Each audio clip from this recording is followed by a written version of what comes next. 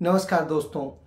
प्रधानमंत्री नरेंद्र मोदी राजस्थान के बाड़मेर में बोलते हैं कि कमल का बटन ऐसे दबाओ जैसे कांग्रेसियों का गला दबा रहे हो। एक जगह बोले कमल का बटन ऐसे दबाना जैसे कांग्रेसियों को फांसी पर लटका रहे हो।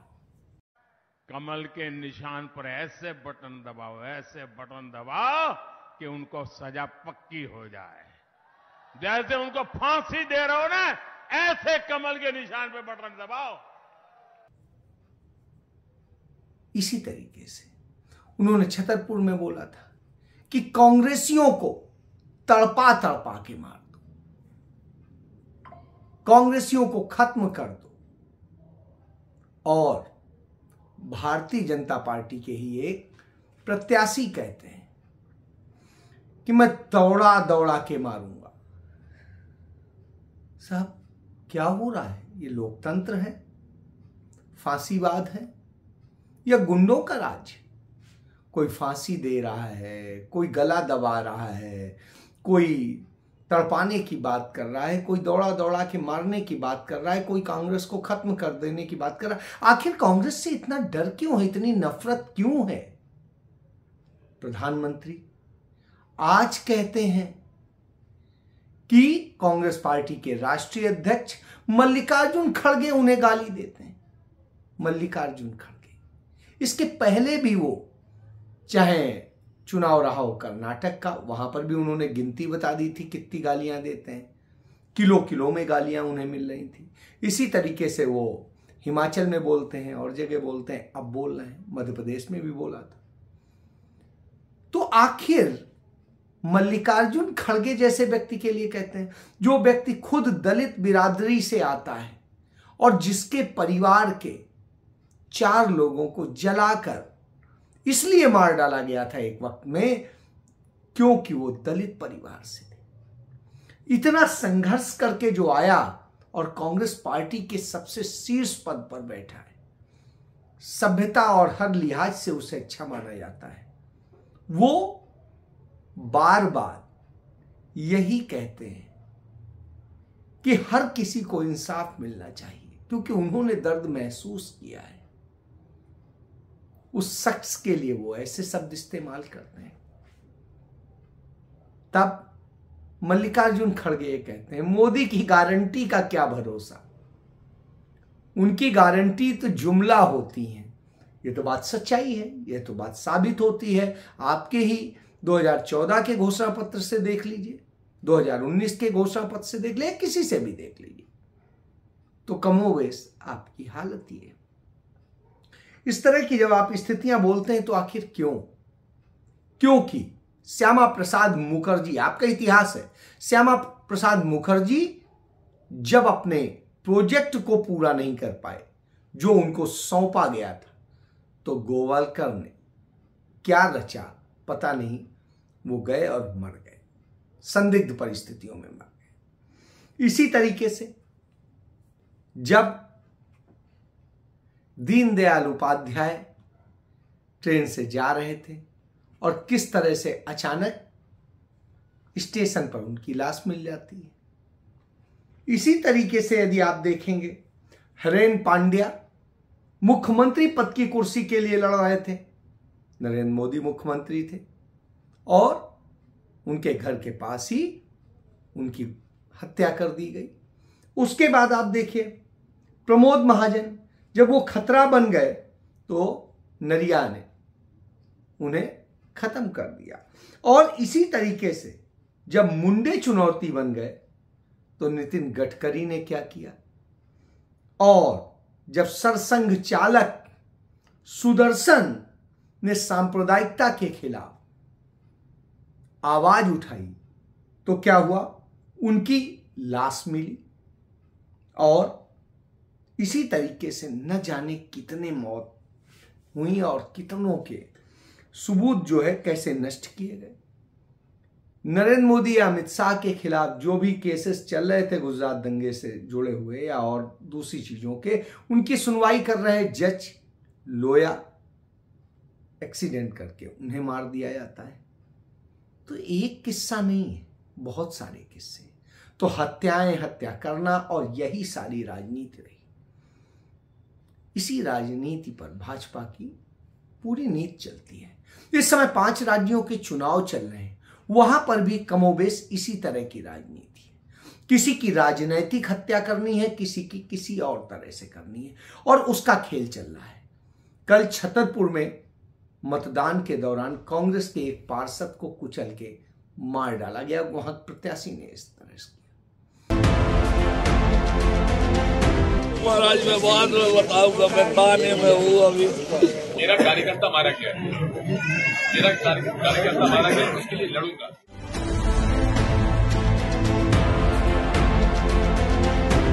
चालीस घंटे ज्यादा हो गए, क्या समझाऊं इनको मैं यहाँ पर। अगर कोई दूसरा होता तो अभी तक इनके घर बुलडोजर से गिरा दिए होते। अब तक आप लोगों को कुचला जा रहा है और अभी तक कुछ नहीं हुआ। कब तक हम लोग बर्दाश्त करेंगे इस तरह से? मैं बैठा हूँ यहाँ, जो भी आप करना करिए। पूर्व सीएम दिग्विजय सिंह का गुस्सा अपने उस कांग्रेस पार्षद सलमान खान के परिवार को न्याय दिलाने के लिए है, जिसकी चुनावी माहौल में गाड़ियों से कुचलकर हत्या कर दी गई। दरअसल छतरपुर के राजनगर में चुनाव के दौरान कांग्रेस प्रत्याशी और विधायक विक्रम सिंह नातीराजा के समर्थक सलमान खान का भाजपा प्रत्याशी अरविंद पटेरिया के समर्थकों से विवाद हो गया था, और इस विवाद में सलमान खान की जान चली गई। उस पर कोई कार्रवाई अब तक नहीं हो रही, एफआईआर दर्ज होने के सी। दिग्विजय सिंह जो पूर्व मुख्यमंत्री हो, उसको लेकर के वहां पर धरने पर बैठ गए कि कार्रवाई कीजिए। दूसरी तरफ आप देखिए, भारतीय जनता पार्टी ने 1 दर्जन सांसदों को उतार दिया अपने लिए बचाने के लिए, चाहे नरेंद्र सिंह तोमर हो, कुलस्ते हो, फग्गन हो, या कोई भी हो, इसी तरीके से और भी सांसद हैं। और उन सांसदों के क्षेत्र में स्थितियां क्या है वो देख के ही लगता है भयावह स्थितियां हैं। कई जगह उन्होंने हमले किए, कांग्रेस के एक उस पर इस तरीके से मुरैना में हमला किया गया कि वो मरणासन है।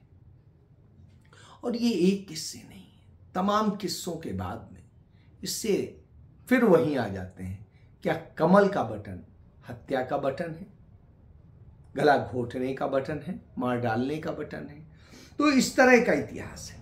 अब आप देखिए, जब इसी इतिहास पे जाएंगे तो यही वो लोग हैं जिन्होंने बंगाल विभाजन कराया। श्यामा प्रसाद मुखर्जी इसके जिम्मेदार थे और उन्होंने अपने दोस्त जिन्ना को से भेंट करवाया। सावरकर ने पंजाब में आधा पंजाब विभाजित करा दिया, वो भी हम सब जानते हैं। श्यामा प्रसाद मुखर्जी और सावरकर ने मिलकर जिन्ना के साथ जिस तरीके से मुस्लिम लीग की सरकार बनवाई, वो भी किसी से छिपा नहीं। तो आरएसएस का चेहरा क्या है, भाजपा का चेहरा क्या है? सिर्फ सत्ता के लिए सबको बेचना है, झूठ बोलना है, हिंदुत्व का ड्रामा करना है, और वही ड्रामा चल रहा है। ये उसी तरह से है कमोबेश। आप याद करिए, मोहम्मद गोरी ने भारत पर आक्रमण किया, जीता और शासन स्थापित किया, लेकिन उसने यहां राज नहीं किया, अपने गुलाम को यहां की सत्ता सौंप के चला गया और हम उस गुलाम के आगे नतमस्तक हुए।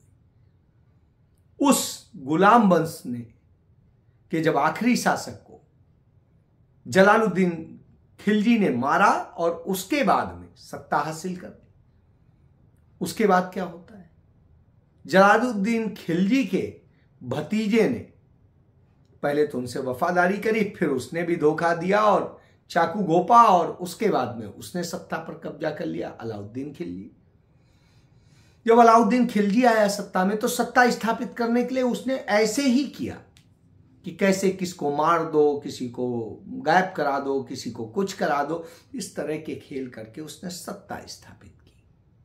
वो भी बिना पढ़ा लिखा था, और वो सत्ता यूं ही स्थापित करता था। उसके बाद आप देखिए, उसके बाद में तुगलक वंश आया, और तुगलक वंश ने कमोबेश उसी तरीके से कि हाँ अभी राजधानी दौलताबाद ले जाएंगे, अब यहां रखेंगे, चमड़े का सिक्का चलाएंगे, ये करेंगे वो करेंगे, जैसे हमारे यहाँ नोटबंदी और दूसरी चीजें होती हैं और सब कुछ, और पूरी अर्थव्यवस्था चौपट हो गई। तो उसने जनता के ऊपर टैक्स टैक्स टैक्स और टैक्स लगाना शुरू कर दिया।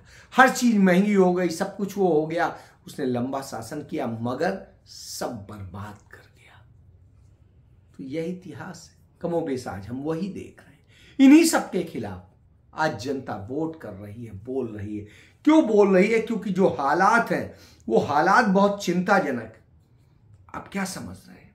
जिस तरीके से भारत के हालात हैं, आप देखिए तमाम सारे इन्वेस्टर्स ने 330 मिलियन डॉलर का जो इन्वेस्टमेंट भारत में आना था वो भारत की राजनीतिक दशा को देख के, नफरत को देख करके वियतनाम चला गया, भारत नहीं आया। तो यह स्थिति है।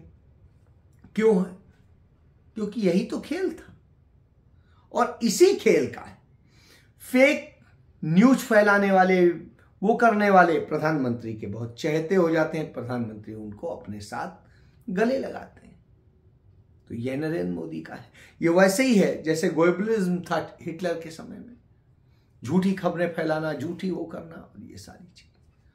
तो आज नरेंद्र मोदी के मन में इतना डर भर गया है इन 5 राज्यों के चुनाव के दौरान।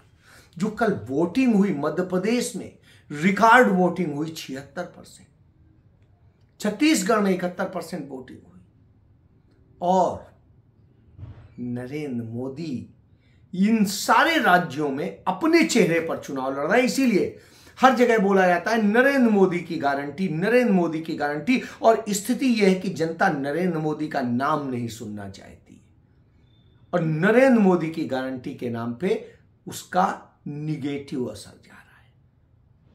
और नरेंद्र मोदी के नाम का जब निगेटिव असर जा रहा हो तो निश्चित रूप से नुकसान होना तय है। वही हो रहा है। अब नरेंद्र मोदी इसी कारण से मानसिक संतुलन खो रहे हैं और मानसिक संतुलन खोने की स्थिति में वो हमले करते हैं। और वही नहीं करते, उनकी पार्टी के फिर सारे लोग करते हैं। वो गद्दारों को अपने साथ लाते हैं और सब कुछ करते हैं, भ्रष्ट लोगों को लाते हैं और कहते हैं भ्रष्टाचार पे कार्रवाई कर रहे हैं। उलट स्थितियां हैं। लेकिन कांग्रेस राहुल गांधी के नेतृत्व में लगातार आगे बढ़ रही है।